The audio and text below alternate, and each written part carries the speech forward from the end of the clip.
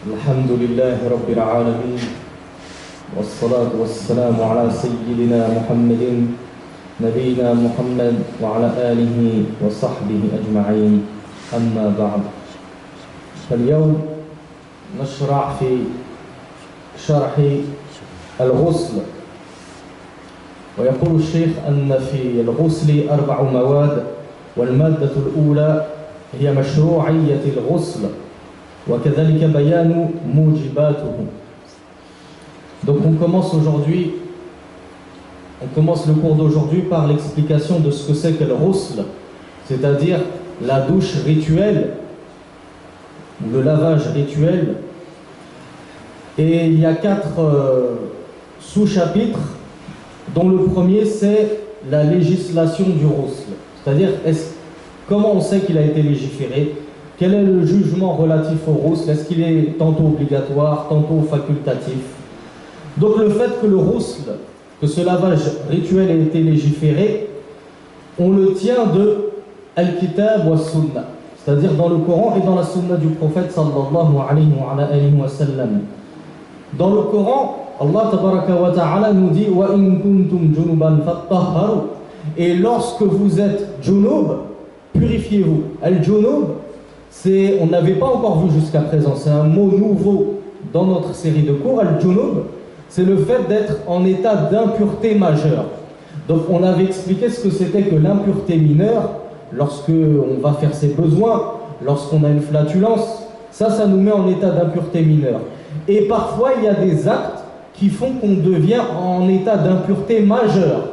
Et cet état d'impureté majeure, on ne peut pas l'enlever avec simplement al-wudu, les ablutions.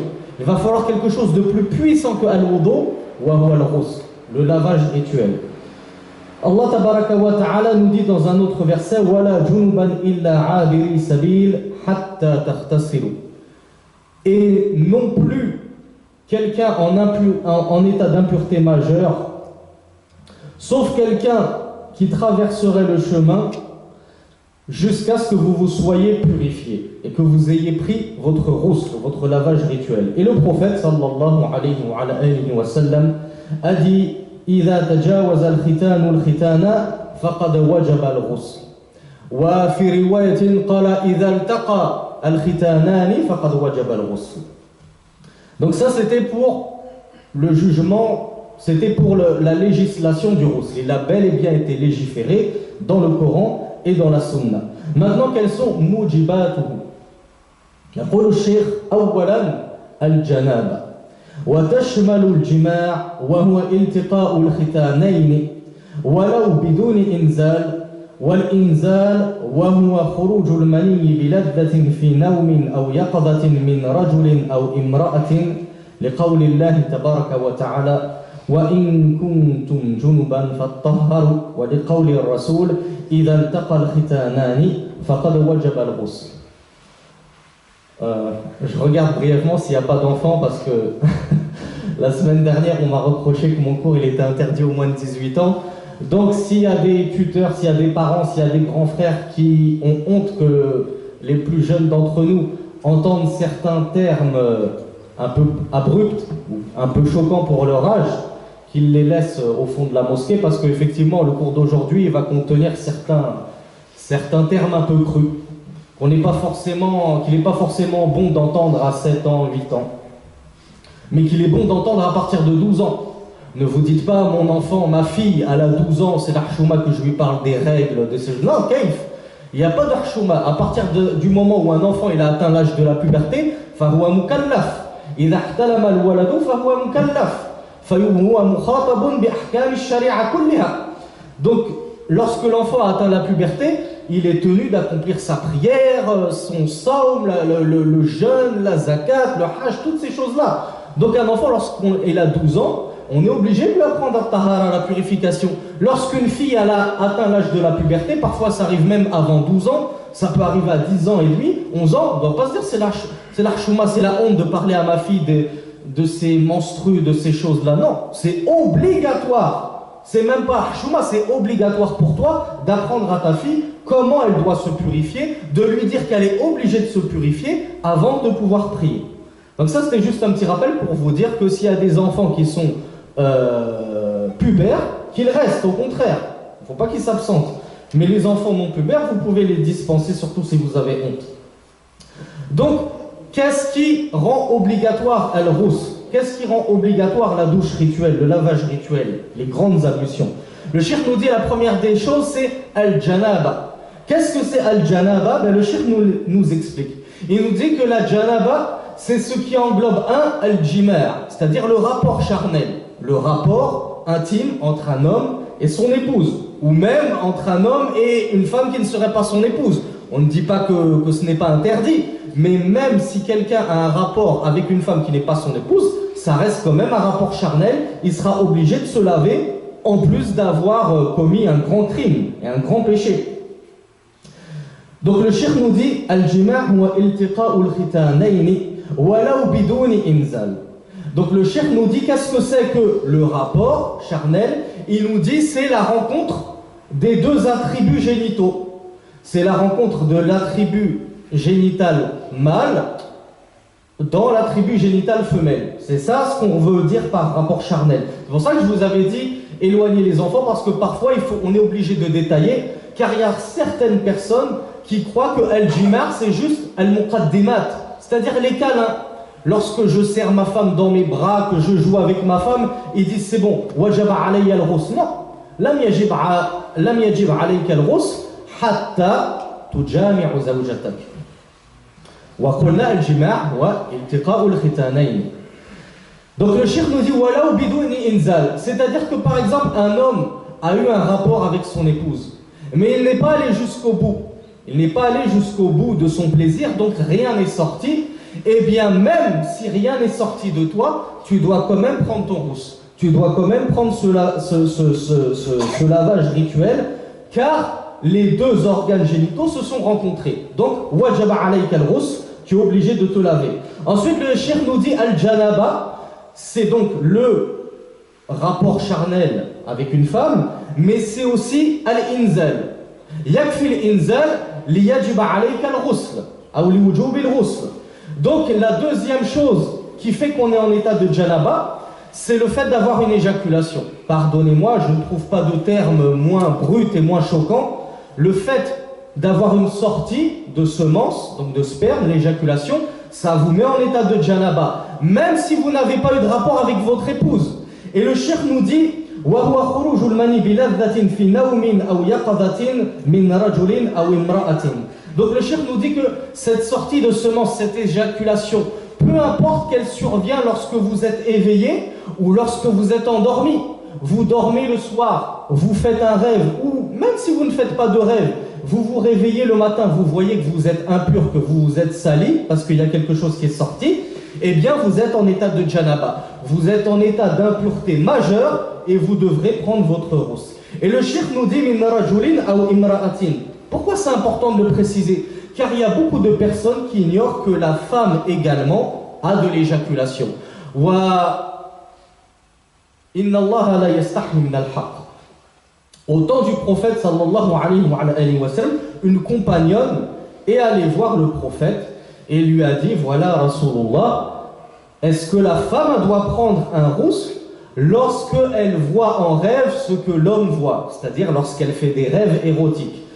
Et Aïcha, radiyallahu anha, l'épouse du prophète, elle est devenue toute rouge, elle a baissé le regard, elle lui a dit, en gros, elle lui a dit, tu nous fais honte là, tu nous fais honte, comment tu peux parler de telles choses devant Rasulallah, devant la meilleure des créatures? Et donc elle a dit, Inna Allah la yastahi min al-haq. Allah, lui, il n'a pas honte de la vérité. Si je dois savoir, si je dois me purifier ou pas, il faut que je pose la question. Parce que le fait d'avoir honte d'aborder certains sujets dans la religion, eh bien ça va faire que peut-être que tu vas prier une semaine, 2 semaines, 3 semaines, 1 mois, alors que tu es en état majeur d'impureté, que tu ne le sais même pas, et que toutes tes prières sont batila, sont caduques, sont invalides, parce qu'on ne peut pas prier en état d'impureté. Donc il faut absolument aborder ces questions. Et les femmes aussi doivent aborder ces questions, bien qu'elles soient encore plus pudiques, plus chastes et plus timides que nous. Les compagnonnes l'ont fait et elles sont meilleures que nos femmes à nous. Alors pourquoi nous on ne le ferait pas et on ne poserait pas et on n'étudierait pas ces sujets?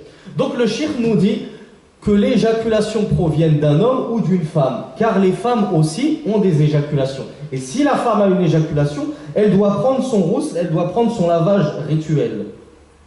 Et ceci donc on le tient des deux versets qu'on a évoqués au tout début. Et si vous êtes en état d'impureté majeure al-janaba, fattaharu, purifiez-vous. Et le prophète sallallahu alayhi wa sallam a dit, lorsque les deux circoncisions se rejoignent, eh bien vous devez, le ghusl est devenu obligatoire, la douche rituelle est devenue obligatoire.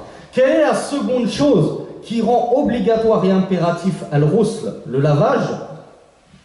Le cheikh nous dit, inqita'u damil hayd aw an-nifas. Je tiens à vous préciser que dans cette édition, Darul Fiqh, elle est catastrophique. Si des gens auraient l'intention de l'acheter, ne l'achetez pas. Il y a des fautes partout dans les shakls.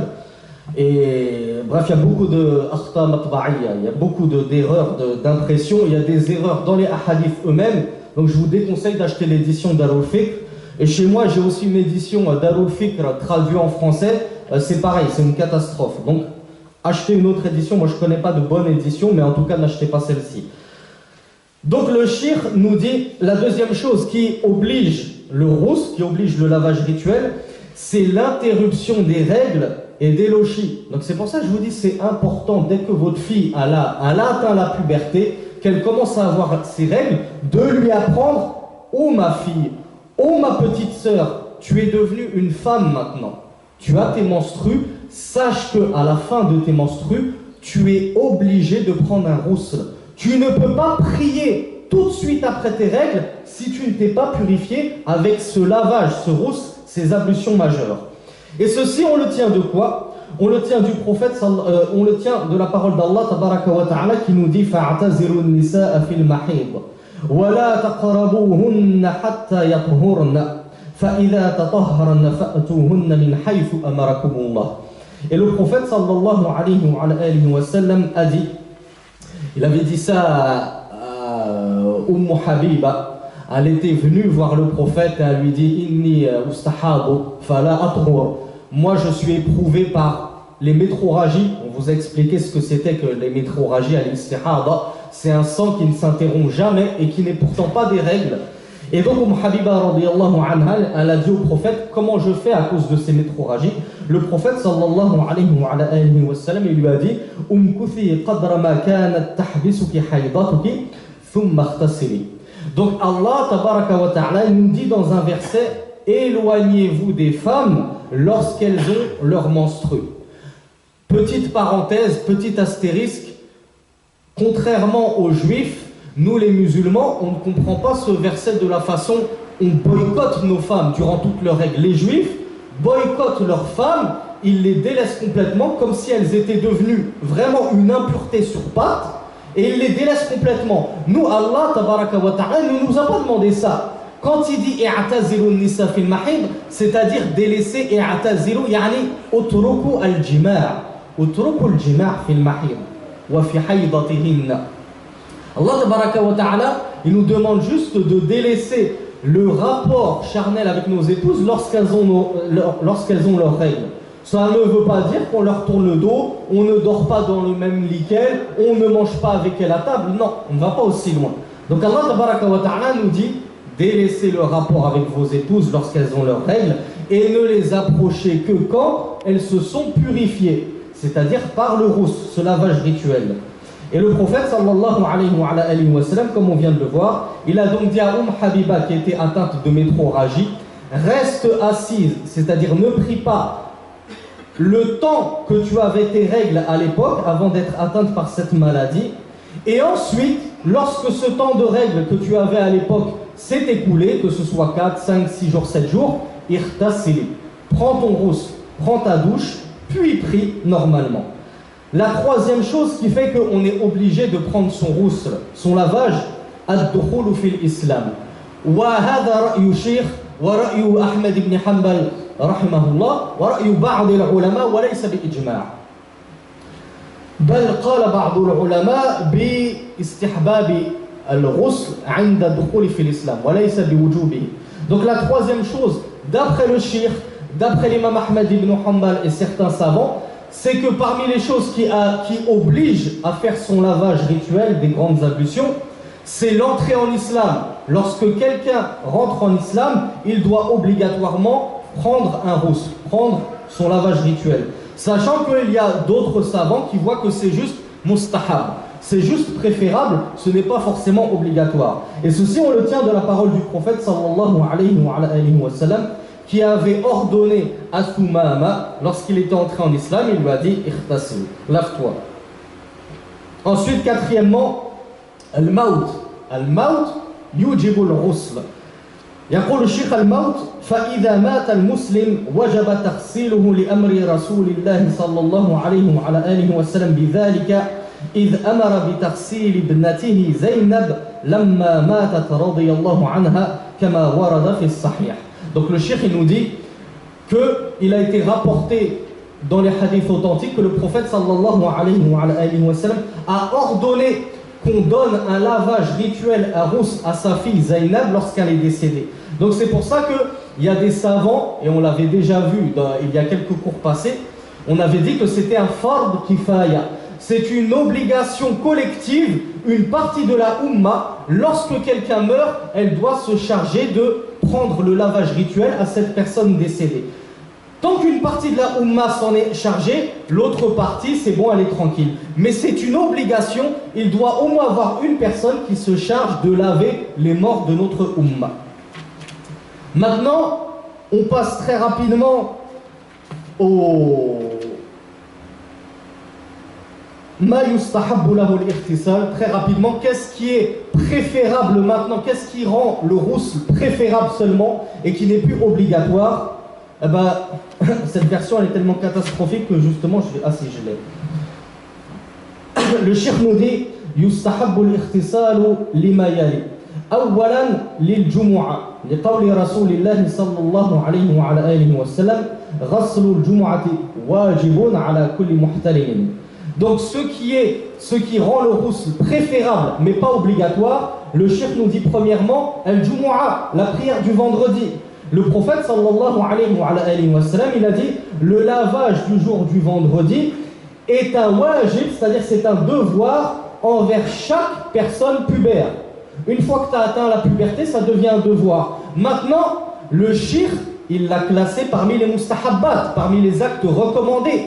Mais si vous vous souvenez, on l'avait déjà dit il y a quelques semaines, que certains savants voient que c'est obligatoire de prendre son ghusl le jour du vendredi à partir du moment où on est pubère. C'est l'avis d'Ahmad ibn Hanbal, c'est l'avis de beaucoup de chouyours contemporains. Donc il y a des savants qui voient que le ghusl du Jumu'ah, le lavage rituel du vendredi, c'est obligatoire. Il y en a qui voient que c'est simplement recommandé. Donc dans les deux cas, c'est bien de le faire quand ce n'est pas obligatoire. La deuxième chose qui est bien de faire, dont il convient de prendre son ghusl pour, c'est al-ihram. Lorsque je me sacralise pour accomplir mon pèlerinage. يقول الشيخ ويسن لمن أراد الإحرام بعمرة أو حج أن يغتسل لفعل الرسول وأمره بذلك. Le cheikh nous dit il convient pour celui qui veut faire le pèlerinage, que ce soit le petit pèlerinage al-Umrah ou le grand pèlerinage al-Hajj, de prendre son ghusl, son lavage, car le prophète sallallahu alayhi wa sallam l'a fait. Et ensuite, les deux derniers qui font objet de divergence entre les savants, لدخول مكة وللوقوف بعرفة لفعل رسول الله صلى الله عليه وعلى آله وسلم ذلك. ويقول ابن المنذر رحمه الله أكثر العلماء يرون استحباب الغسل لمن دخل مكة. أما الوقوف بعرفة فاختلفوا العلماء ولم يثبت هذا الفعل من النبي صلى الله عليه وعلى آله وسلم مرفوعا ولكن ثبت عن ابن عمر وكان ابن عمر رضي الله عنهما يتتبع النبي صلى الله عليه وعلى آله وسلم في أموره كلها. Donc la troisième chose dont il convient de prendre son ghusl pour elle, c'est seulement recommandé, c'est lorsque l'on rentre à la Mecque. Car il a été rapporté que le prophète sallallahu alayhi wa sallam, avant de rentrer à la Mecque, il prenait son ghusl, il prenait sa douche rituelle. Et le cheikh nous dit aussi al-wuquf bi Arafah wa hada yakhussu al-hujaj la yakhussuna. Et pour les pèlerins, il convient aussi, d'après le shir, c'est meilleur de prendre son rousse avant d'aller à Arafat, de se tenir à Arafat. Et cela, comme on l'a vu, ça a été vraiment rapporté d'Ibn Omar et de certains compagnons, mais ça n'a pas été rapporté directement du prophète. C'est pour ça qu'on le classe seulement dans la catégorie des actes méritoires à faire, mais pas obligatoires. Et le dernier, pour finir, tarsilul mayyit. فمن غسل ميتا استحب له أن يغتسل للحديث المتقدم. Et donc ça on l'avait déjà vu la semaine dernière ou il y a 2 semaines, on avait dit que celui qui fait le lavage mortuaire, eh bien il y a des savants qui voient qu'il est obligatoire pour lui de faire son ghusl.